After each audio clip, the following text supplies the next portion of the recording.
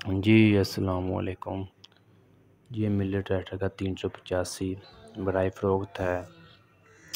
2017 model है। ठीक है ना। लोकेशन इंजन की साहिवाल। बाकी टायर की उनकी इंजन की कंडीशन आप देख रहे हैं। ये शो और ये ऊपर छत जो है ये सामान साथ ही मिलेगा। ठीक है ना। बाकी आप देख लें शो वगैरह इंजन वगैरह बिल्कुल ओरिजिनल है। टायर चेक कर लें, इंजन बिल्कुल परफेक्ट है। ट्रैक्टर्स के बारे में अपडेटेड रहने के लिए हमारे चैनल को लाजमी सब्सक्राइब कर लें। ठीक है ना। तो डिमांड इनकी जी 14 लाख रुपया। ठीक है।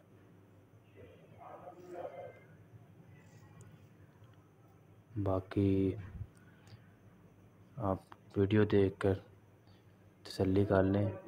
मज़ीद तसल्ली के लिए आप इनसे रब्ता करके इनसे मिल सकते हैं, टाइम फिक्स कर लें और ट्रैक्टर जाकर ख़रीद सकते हैं। टायर अभी 13 आने कह सकते हैं कि टायर हैं। ये पीछे से आप देख लें, बैक व्यू। ये ट्यूब्स हैं बिल्कुल ओरिजिनल है, अनटच ट्रैक्टर है।